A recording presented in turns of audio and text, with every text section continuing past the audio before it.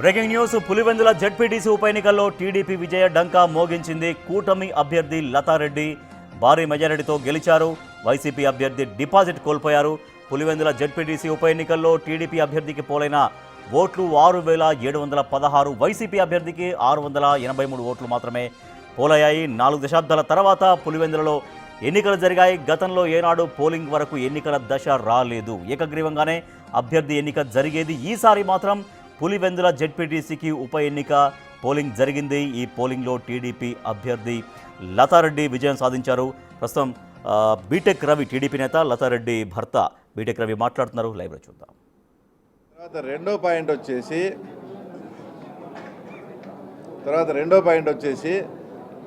30 నుంచి 35 సంవత్సరాలుగా ఎప్పుడు కూడా పులివెందుల ప్రజలు ఇంత స్వేచ్ఛగా ఓటు వేయలేదు. మేము ఓట్లు అడగనమైనప్పుడు, సార్ మీరేమో ఓటు అడుగుతున్నారు, మమ్మల్ని ఆ రోజు వేయించారు కదా అని మమ్మల్ని అడిగేవారు. మేము నిర్భయంగా ఓటు వేస్తాం, ఫస్ట్ టైం మీరు స్వేచ్ఛగా పాల్గొనండి అని మేము వాళ్ళకు భరోసా కల్పించడంతో వాళ్ళంతా స్వేచ్ఛాయుత వాతావరణంలో ఈ ఎలక్షన్ జరగడంతోనే ఈరోజు ఎన్డీఏ కూటమికి ఇంత అద్భుతమైన అవకాశం.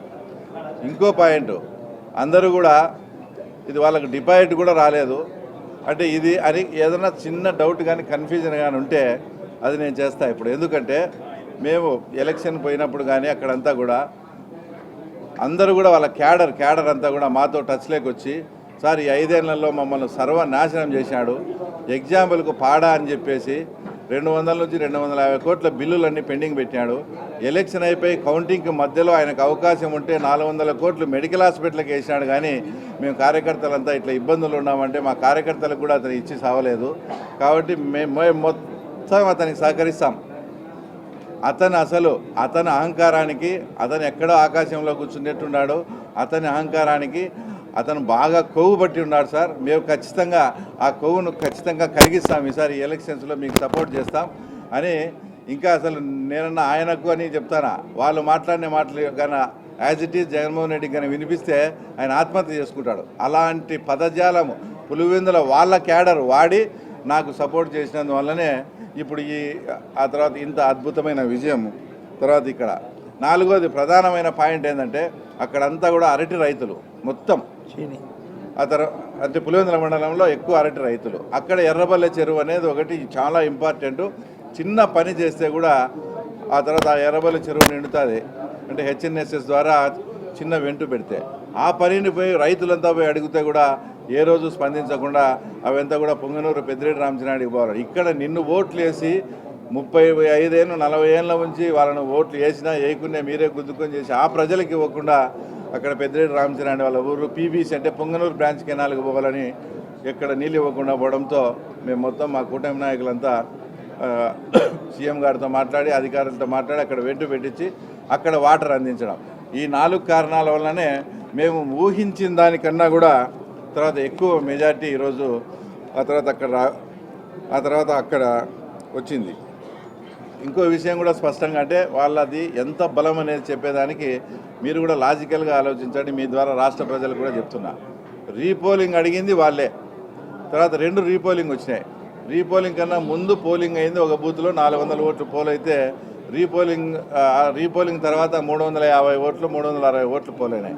అంటే వాళ్ళు మొత్తం ఊర్లలో దండవారం వేపించి సోషల్ మీడియాలో పెట్టి ఈ ఎలక్షన్ మనం బాయ్కాట్ చేస్తున్నామని వాళ్ళు ఇష్టం వచ్చినట్లు ప్రచారం చేసినా కూడా కేవలం 40 ఓట్లు మాత్రమే ఆ తర్వాత తగ్గాయి. అంటే వాళ్ళ బలం 500 ఓట్లలో కేవలం వాళ్ళ మాట విని ఆబ్సెంట్ అయిన ఓట్లు వచ్చేసి 40 ఓట్లే.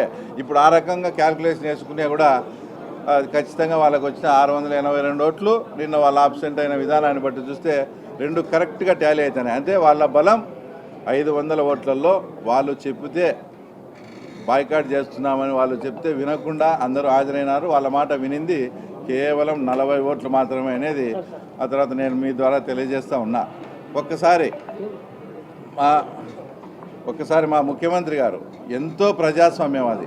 ప్రజాస్వామ్యం అంటే ఆయన పడి చచ్చే మనిషి. అలాంటి ప్రజాస్వామ్యవాది చేతనే అంతకుముందు ఎలక్షన్స్లో ఇదే జెడ్పీటీసీ ఎంపీటీసీ ఎలక్షన్స్లో ఆయన నోటి వెంటనే మేము ఎలక్షన్ బాయ్కాట్ అని అనిపించారంటే మీరు ఎంత అప్రజాస్వామ్యంగా వ్యవహరించినారో జగన్ రెడ్డి కానీ అవినాష్ రెడ్డి కానీ ఏదో పెద్ద పుడింగని పెద్దిరెడ్డి రామచంద్రారెడ్డిని కుప్పంకు వచ్చి ఏమేమో చేశారు కదా. ఇప్పుడు పులిందుల ఎలక్షన్ జరిగేటప్పుడు ఆయన్ను పంపించచ్చు కదా. రాజమల్లులు రమేష్ యాదవ్ను పంపించినట్టు పెద్దిరెడ్డి రామచంద్రారెడ్డిని పంపించి ఆ తర్వాత ఇక్కడ పులిందులో తేల్చుకోవాల్సింది. అంత ఘోరంగా అప్రజాస్వామ్యం చేసిన ఆ వ్యక్తి నిన్న మాట్లాడుతూ ఏందో ప్రజాస్వామ్యానికి అతనే ప్రతిరూపమైనట్టు అతనే ప్రతీక అయినట్లు జగన్మోహన్ రెడ్డి మాట్లాడడం కూడా ఇది చాలా దారుణం. ఇంకొక విషయం మాట్లాడితే ఏదో గంగమ్మ జాతర అంట రఫా అని రాష్ట్ర ప్రజలను రాష్ట్ర అధికారులను భయపడించే మార్గం చేసి ఈ 3.5 సంవత్సరం తన పార్టీని తన పార్టీ కార్యకర్తలను సర్వైవ్ చేసుకోవాలనే ఉద్దేశంతో రఫా అని ఎప్పుడో 3.5 సంవత్సరం 4 ఏళ్ళ గవర్నమెంట్ మారుతుందంట. అప్పుడంట గంగమ్మ జాతర అంట రఫా అంట. ఇప్పుడు ఈ పులివెందులో ఈ ఎన్నిక జరిగినప్పుడు ఈ రఫా బ్యాచ్ నువ్వంత ఏమైనారని నేను ఈ రాష్ట్ర ప్రజలకు చెప్తా ఉన్నా. ఏంది లేదు జగన్ది ఉత్త డొల్లతనము ఉత్తది ఊరికే మేకపోయేది గాంభీర్యము. తన పార్టీ ఉనికిని కాపాడుకునే దానికి రఫా అన్నాడు. కానీ ఇప్పుడు అదే రఫా ఉండింటే ఆ రఫా బ్యాచ్ ఏమైంది, పులివెందులో ఇంత మెజార్టీలు ఎట్టొస్తాయని మేము రాష్ట్ర ప్రజలకు చెప్తూ చివరగా నేను ఫస్ట్ క్లాస్ స్టూడెంట్, నాకు 4.5 లక్షల మెజార్టీ వచ్చింది. తర్వాత నువ్వు తలకిందులు తపస్సు చేసినా నీకు ఆ మెజార్టీ రాదని మా ముఖ్యమంత్రి అన్నప్పుడు ఈరోజు మెజార్టీ డిపాజిట్ కూడా రాలే. ఈ మెజార్టీ గురించి నువ్వేం సమాధానం చెప్తావని కూడా తర్వాత ఆయన మేము ప్రశ్నిస్తా ఉన్నాం. Thank you.